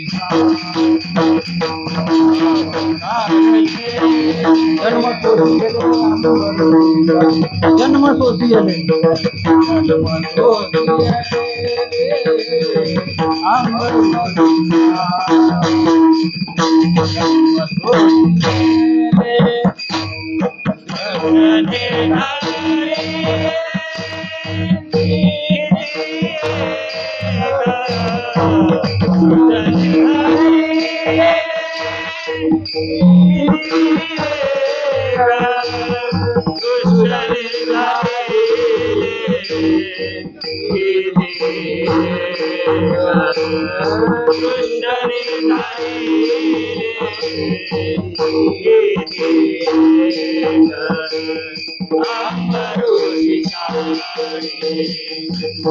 Masudi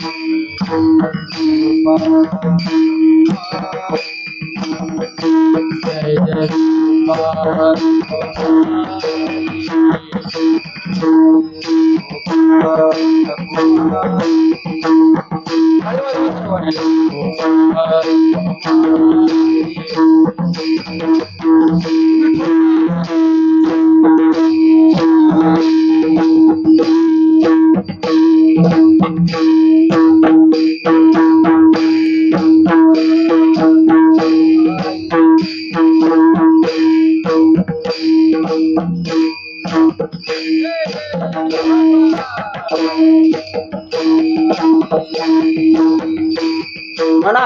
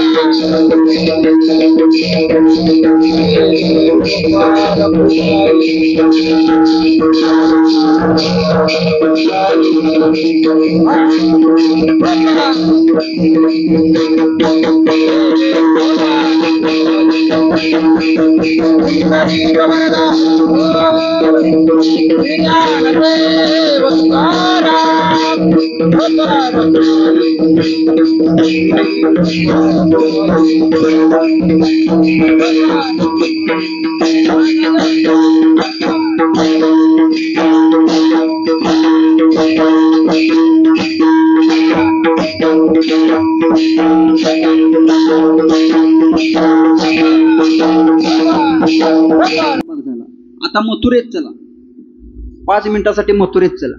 हो, मथुरेमध्ये मगाशी तिथं आपला विषय येऊन थांबला होता. देवकीचं आणि वसुदेवाचं लग्न झालं होतं. देवकीचं आणि वसुदेवाचं लग्न झालं होतं आणि त्यावेळी त्यांच्या लग्नाची वरात निघाली होती. जरा धावतो सांगतो बरं का, 10 मिनिटात आपल्याला आवरायचं. वसुदेवाची आणि देवकीची वरात निघाली होती आणि त्या वरातीमध्ये जो काही रथ होता त्या रथाचं सारथ्यपण करण्यासाठी स्वतः कंस बसला होता. आपल्या बहिणीच्या लग्नामध्ये वरातीमध्ये जो रथ होता त्या रथाचं सारथ्यपण करण्यासाठी, घोडा हाकण्यासाठी स्वतः कंस बसला होता. एवढा आनंद झाला होता त्याला, एवढा आनंद झाला होता की त्याच्या आनंदाला पारावार राहिला नव्हता. पण तेवढ्यात आकाशवाणी झाली आणि आकाशवाणीनं अशी कडकडून विजेचा कडकडाट झाला आणि त्यातून असा आवाज आला की अरे कंसा, ज्या बहिणीसाठी तू एवढा आनंदी झालास त्या बहिणीच्या पोटी येणारा 8वा पुत्र तुला मारणार आहे. ज्या बहिणीच्या लग्नामध्ये तू एवढा खुश झालास, एवढा आनंदित झालास, त्याच बहिणीच्या उदरातून येणारा 8वा पुत्र तुला मारणार आहे. असं म्हटल्यानंतर तो कंस भयभीत झाला, त्याला राग झाला, त्याचा क्रोध अनावर झाला आणि लगेच त्या रथातून उठला, आपल्या म्यानातून तलवार काढली आणि देवकीला मारायला निघाला. देवकीला मारायला निघाल्यानंतर वसुदेव तिथंच होते. त्यांनी तो सगळा प्रकार बघितला आणि कंसाच्या हाताला धरला. हात तो धरूला वसुदेवे घेऊन या खड्ग मारावया धावला. हात तो धरिला वसुदेवे. वसुदेवजी कंसाचा हात पकडला आणि म्हणाले, महाराज, एका स्त्रीवर हात उगारणं पाप आहे, एका स्त्रीची हत्या करणं पाप आहे. त्यामुळे तुम्ही त्या स्त्रीला मारू नका, माझ्या पत्नीला मारू नका. याच्यापेक्षा तुम्ही असं करा, आमच्या पोटी येणारा 8वा मुलगा, 8वा पुत्र तुम्हाला मारणार आहे, असं आकाशवाणीनं सांगितलंय. मग आम्हाला दोघांना एकत्र ठेवा, वाटल्यास तुरुंगात ठेवा, बंदिवासात ठेवा. आम्हाला जी जी मुलं होतील सुरुवातीपासून शेवटपर्यंतची आम्ही एक एक करून तुमच्या हवाली करतो. मग त्या मुलांचं तुम्ही काय करायचं ते करा. या गोष्टीला कंस तयार झाला. वसुदेवाला आणि देवकीला बंदिवासात ठेवलं. पहिला पुत्र झाला. पहिला पुत्र झाल्यानंतर आता वसुदेवजींनी कंसाला शब्द दिला होता, जी जी मुलं, इकडे लक्ष द्या, जी जी मुलं आम्हाला होतील ती ती एक एक करून आम्ही तुझ्या हातात आणून देतो. त्याचं काय करायचं ते कर. पहिला पुत्र झाला. पहिला पुत्र झाल्यानंतर वसुदेवजींनी त्या मुलाला आपल्या हातामध्ये घेतलं आणि कंसाकडे घेऊन गेले. तर कंसाकडे घेऊन गेल्यानंतर कंसाला आनंद झाला होता. काय, माझ्या बहिणीला मुलगा झाला, मी मामा झालो. कंसाला आनंद झाला होता, म्हणून तो आनंदाच्या भरामध्ये उड्या मारत होता.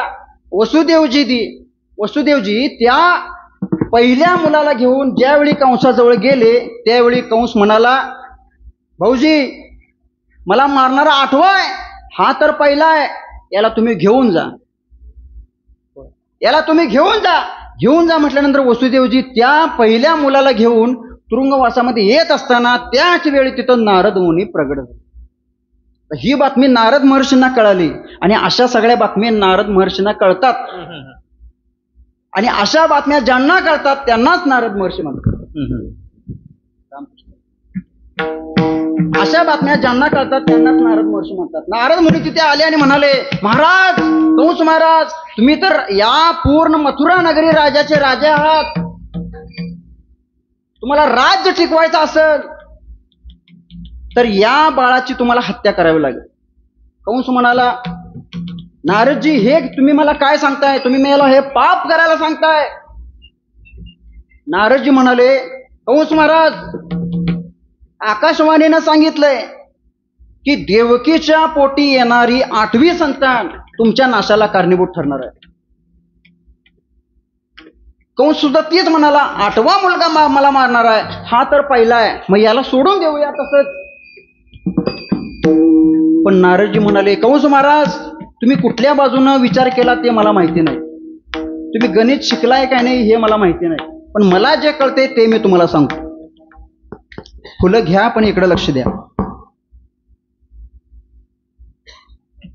तुम्ही जसं कसं गणिती विचार केला हे मला माहिती नाही, मी माझ्या पद्धतीनं गणिती विचार करून सांगतो म्हणजे तुम्हाला कळेल.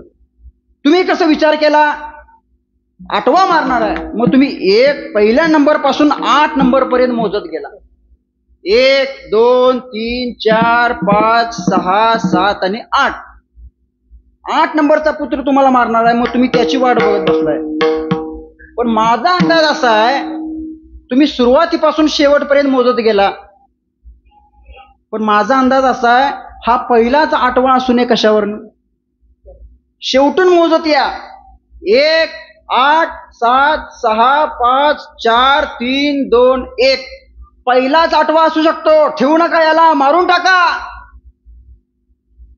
कंसाला पटलं. कंस म्हणाला, नारद मुनी, तुम्ही इथं आला, लई मोठं काम केला, नाहीतर माझा वध आताच झाला. पहिल्या मुलाला घेतलं आणि असं फाड दिवशी भिंतीवर आपटलं.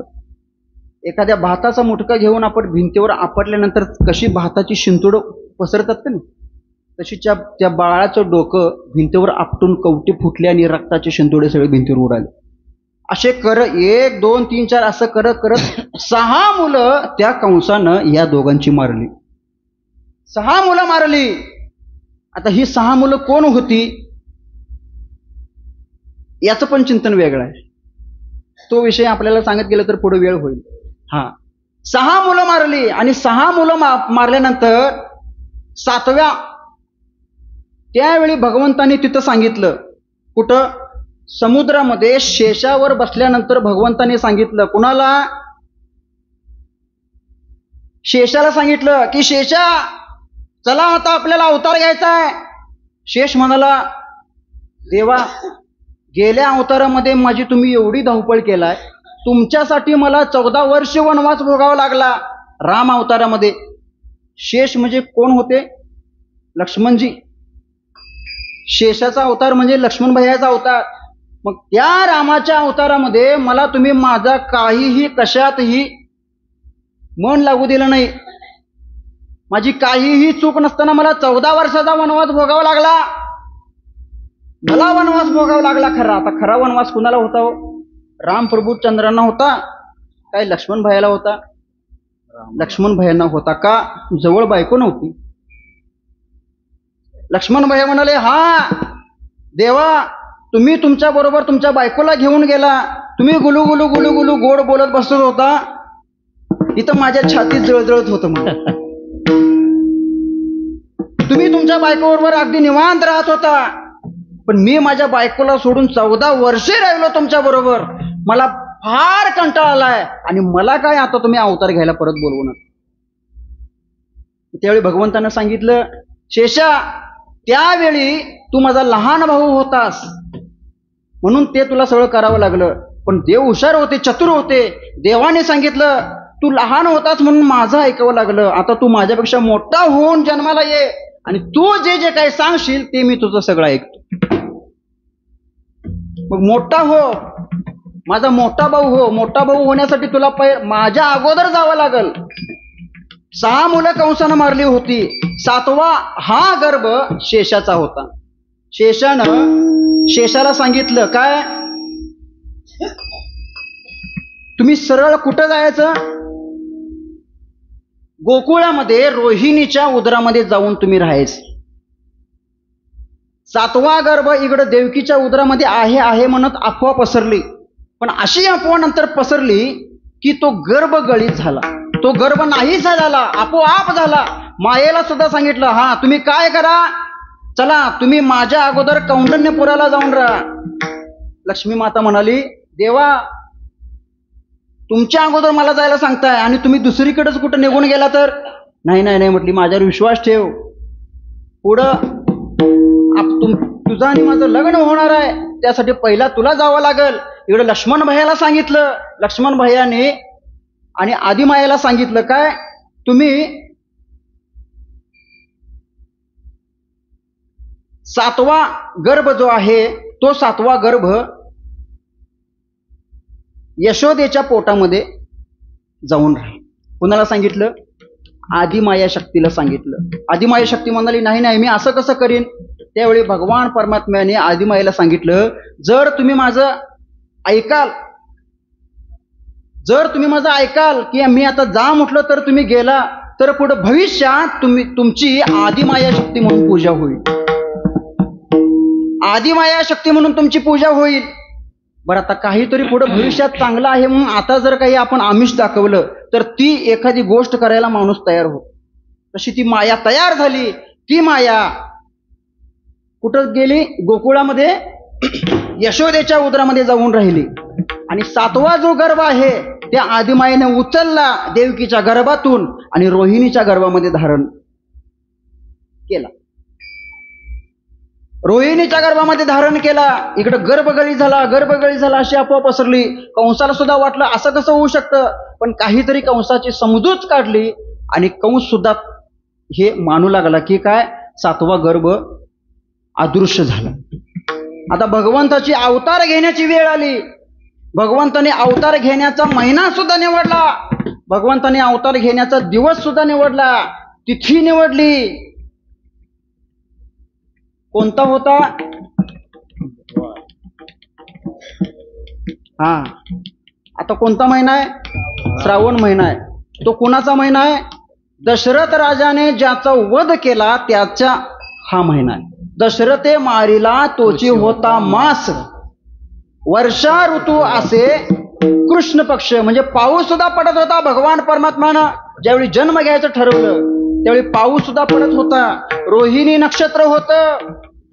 रोहिणी कुणाची पत्नी? चंद्राची पत्नी. भगवान रामप्रभूंनी ज्यावेळी अवतार धारण केला होता तो अवतार सूर्यवंशामध्ये धारण केला होता. सूर्यवंशामध्ये भगवान रामप्रभू सूर्यवंशामध्ये जन्माला आले होते. त्यावेळी चंद्र नाराज झाला होता. का? कारण प्रत्येकाला असं वाटत होतं की देव माझ्या अंकित व्हावा, माझ्या तिथीला जन्माला यावा. पण प्रभू रामचंद्र सूर्यवंशामध्ये जन्माला आले त्यावेळी चंद्राला राग आला होता. म्हणून त्या चंद्राला शांत करण्यासाठी चंद्राची बायको रोहिणी, म्हणून त्या रोहिणीच्या नक्षत्रावर भगवान परमात्म्याने जन्म घ्यायचं ठरवलं. पण त्यावेळी चंद्रानं प्रभू रामचंद्रांच्या जवळ एक वचन मागितलं होतं. पुढचं काय असेल ते मला माहित नाही, पण आता तरी तुम्ही माझा अंगीकार करा. म्हणून प्रभू श्री रामांनी आपल्या नावाच्या पुढे चंद्राला लावलं, रामचंद्र असं लावलं आणि त्याची समजूत काढली. पण चंद्राची समजूत निघाली नव्हती. परत चंद्रानं देवाला सांगितलं, देवा तुम्ही माझ्या वंशामध्ये जन्म घ्यायला पाहिजे. म्हणून भगवान श्रीकृष्ण परमात्म्याला चंद्रवंशीय म्हणतात. दशरथे मारिला तोच होता मास, वर्षा ऋतू असे कृष्ण पक्ष. पुढं ऋतू वसंताचा दिवस. पुढं सांगा, थोडं थोडं चिंतन सांगतो आणि मग अभंग म्हणा. हा, वसुनाम तिथी बुधवार असे शुक सांगत तसे परीक्षिती. शुक मुनी जे होते ते शुक मुनी परीक्षितीला हे जे काही सगळं घडत आहे हे सगळं सांगत होते. 7 दिवसाच्या आत ते सांगायचं होतं शुक मुनींना. कुणाला? राजा परीक्षितीला. पण भगवान परमात्म्याचा जन्म एवढ्या सुंदर तिथीला झाला, ती तिथी आपली आलेली आहे. अशा या सुंदर तिथीला भगवान परमात्म्याचा जन्म झाला. अभंग म्हणा महाराज, अभंग म्हणून फुलं टाकूया, भगवान परमात्म्याचा जन्मोत्सव साजरा करूया. विठोबा रखुमाई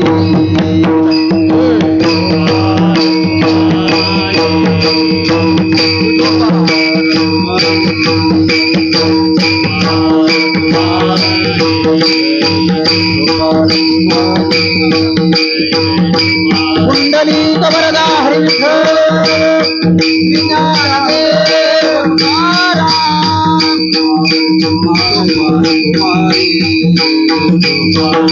कुंडली कबरदा हरी विठ्ठल ज्ञानदेव तुकाराम.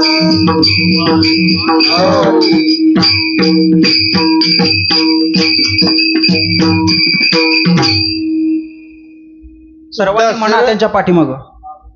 दशरथे मारिला तोच होता मास, दशरथे मारिला तोची होता मास, ऋतू वसंताचा दिवस, ऋतू वसंताचा दिवस, वसुनाम तिथी बुधवार असे, वसुनाम तिथी बुधवार असे, लोक सांगत असे परीक्षिते, लोक सांगत असे परीक्षिते, रोहिणी नक्षत्र 2 प्रहर रात्र, रोहिणी नक्षत्र 2 प्रहर रात्र, माया घाली अस्त्र रक्षपाळा, माया घाली रक्षपाला, नवग्रह अनुकूल सर्वांचे जे मूळ, नवग्रह अनुकूल सर्वांचे जे मूळ, वसुदेव कपाळ धन्य धन्य, वसुदेव कृपाळ धन्य धन्य, दयाता तो वंश तयासी आनंद, दयाचा तो वंश तयासी आनंद, माझ्या कुळी गोविंद अवतरला, माझ्या कुळी गोविंद अवतरला, वसुनाम तिथी बुधवार असे, वसुनाम तिथी बुधवार असे, लोक सांगतसे परीक्षिते लोक सांगतसे परीक्षिती अयोनी संभव नो हे काही श्रमे आयोनी संभवनाये अयोनी संभव नो हे काही श्रमे आयोनी संभवते काही श्रमे नामयाचा स्वामी प्रगटला नामयाचा स्वामी प्रगटला नामयाचा स्वामी प्रगटला नामयाचा स्वामी प्रगटला वसुनाम तिथे बुधवार असे वसुनाम तिथी बुधवाराचे वसुनाम तिथी बुधवार असे वसुनाम तिथी बुधवाराचे शोक सांगतसे परीक्षिते योग सांगतसे परीक्षिते शोक सांगतसे परीक्षिते योग सांगतसे परीक्षिते कुंडले कवरदा हरिविठ्ठल श्री ज्ञानदेव तुकाराम. भगवान की गोपाल कृष्ण भगवान की विठोबा रखुमाई जय जय विठोबा रखुमाई. गोपाला गोपाला श्रीकृष्ण भगवान परमात्म्याचा आता जन्म झाला. सगळ्यांच्या चेहऱ्यावर किती आनंद झालाय बघा बरं. मगाचपासून असं सूर्यफुलासारख्या मान्या पडल्या. आता भगवान परमात्मा जन्माला आल्यानंतर सगळ्यांची अशी चेहरे गुलाबाच्या फुलासारखी टवटवीत झाली. आता पहाटे 5 वाजेपर्यंत कीर्तन करायला काय हरकत नाही. देव जन्माला आले. वसुदेव कपाळ धन्य धन्य. वसुदेवांचं कपाळ धन्य झालं. देवकीची कूच धन्य झाली. अशा या दोघांच्या पोटी भगवान श्रीकृष्ण परमात्म्याने जन्म घेतला. जन्म घेतल्यानंतर लगेच भगवान परमात्म्यानं आपलं मूळ रूप धारण केलं. देवकी आणि वसुदेवांना आपलं दर्शन दिलं. पण देवकी म्हणाली आणि वसुदेवजी म्हणाले, देवा लगेच तुम्ही एवढा मोठा अवतार घेऊ नका. ही अशी बातमी जर कंसाला कळाली तर लगेच कंस धावत येईल आणि तुम्हाला घेऊन जाईल. झणी कंसाशी कळेल माझ्या बाळाशी मारेल.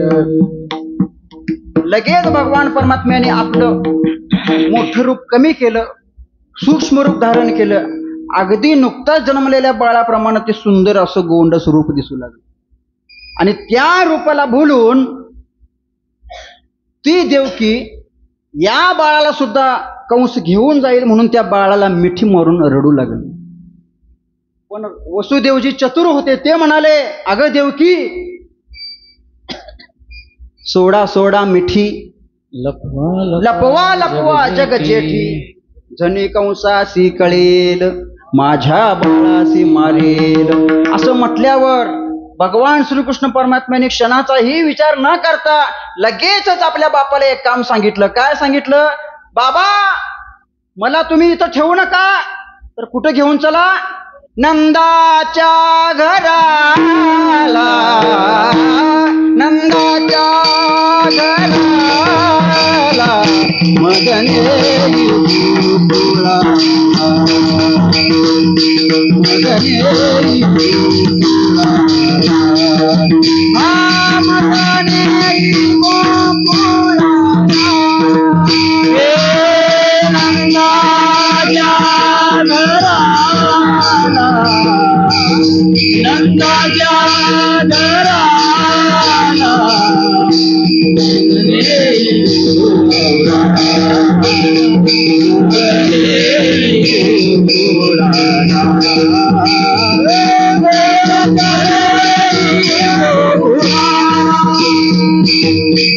माया उपगती देवी मज आणि येथे.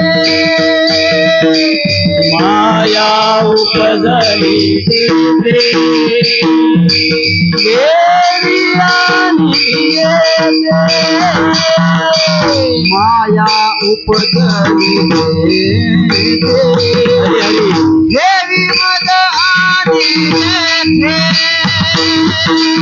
माया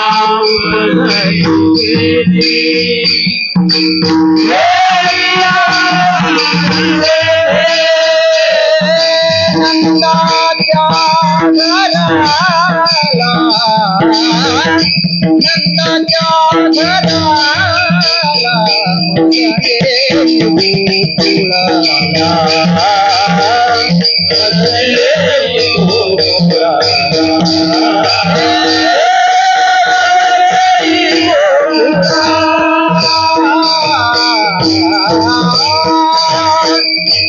जन्माला आल्यानंतर भगवंतानं आपल्या बापाला काम सांगितलं की बाबा मला इथं ठेवू नका, काय करा, गोकुळामध्ये नंदराजाच्या पत्नीच्या पोटी यशोदेच्या पोटी माया जन्माला आले, मग इथून मला घेऊन चला गोकुळामध्ये, तिथं त्या यशोदेच्या पोटी माया जन्माला आलेलं आहे, मला तिथं ठेवा आणि त्या मायेला इकडे घेऊन. असं बोलल्यानंतर लगेच वसुदेवजींनी छोट्याशा त्या बाळकृष्णाला त्या बाळाला उचललं, टोपलीमध्ये घातलं, आपल्या डोक्यावर घेतलं. हा एवढा सगळा प्रकार होईपर्यंत कारावासाला जी कुलप होती ती कुलप सगळी आपोआप तुटून पडली होती.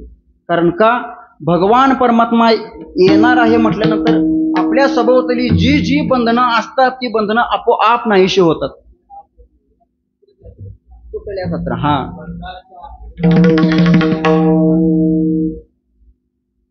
भगवान परमात्म्याची भेट जर होणार असेल तर आपल्या सभोवताली जी बंधनं आहे ती बंधनं सगळी आपोआप निघून जातात.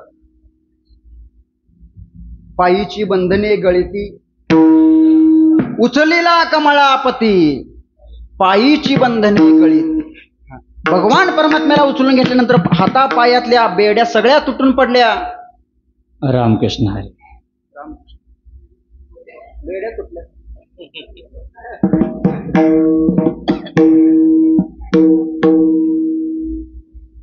देवाला डोक्यावर टोपलीत घेतलं आणि वसुदेवजी हळूहळू हळूहळू हळूहळू गोकुळाच्या दिशेने जाऊ लागले.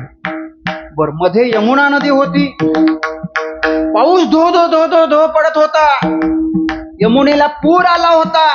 वसुदेवजींना प्रश्न पडला की आता या पाण्यातून नदी पार करून या छोट्याशा बाळाला घेऊन पलीकडे जायचं कसं, सरळ पलीकडे जायचं कसं. पण वसुदेवजीने असा विचार केला, पाठीमागे गेलो तर कंस आहे, माझ्या बाळाला मारल्याशिवाय राहणार नाही, मग कसं का असं ना, मी मेलो तरी चालेल पण माझं बाळ जिवंत राहिलं पाहिजे. हा विचार करून वसुदेवजी हळूहळू त्या यमुना नदीच्या पाण्यामध्ये चालू लागले. यमुना नदीमध्ये प्रवेश केल्यानंतर पहिला पाणी लागलं गुडघ्याच्या घोट्यापर्यंत, नंतर पाणी आलं गुडघ्यापर्यंत, पाणी आलं कमरेपर्यंत, पाणी आलं छातीपर्यंत. हळूहळू हळूहळू वसुदेवजी त्या नदीच्या पात्रातून पलीकडे जात आहे.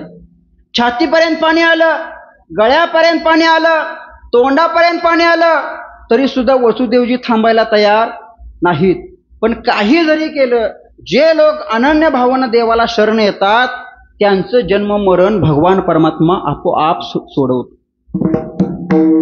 जो माझा होय अनन्य शरण त्याचे निवारीन मी जन्म मरण, या लागी शरणांगता शरण मी चिकू. देवाला डोक्यावर घेऊन चाललेत म्हटल्यानंतर वसुदेवजींना अजिबात भीती वाटली नाही. पण शेवटी काही केलं तरी आपला बाप आहे हे त्या वरच्या बापाला कळलं, टोपलीतल्या बापाला कळालं की आता आपल्या बापाच्या नाका तोंडात पाणी जाईल. मग गुदमरून मरण्यापेक्षा काय करूया, यमुना मातेला सरळ सरळ सांगूया की बाबा वाट दे, वाट दे. असं सांगण्यासाठी भगवंतानं काय केलं, आपला उजवा पाय त्या टोपलीतून बाहेर काढला आणि यमुना मातेच्या पाण्याला स्पर्श केला. आणि स्पर्श केल्यानंतर काय झालं, पुरता लाला चाट त्यासी लाविला अंगुष्ठ, त्यासी लाविला अंगुष्ठ, त्यासी लाविला अंगुष्ठ. ज्यावेळी देवानं टोपलीतून बाहेर पाय काढून आपल्या पायाचा अंगठा यमुना मातेला स्पर्श केला, त्यावेळी यमुना मातेनं या वसुदेवजी आणि भगवान परमात्म्याला वाट मोकळी करून दिली. दुबंगली यमुना माये. आणि वाट मोकळी करून दिल्यानंतर वसुदेवजी भगवान परमात्म्याला घेऊन पलीकडे गेले, गोकुळामध्ये गेले. गोकुळामध्ये गेल्यानंतर तिथं माया जन्माला आली होती आणि भगवान परमात्मा येणार आहे म्हटल्यानंतर मगाशी सांगितलं सगळीकडे माया पसरलेली असते.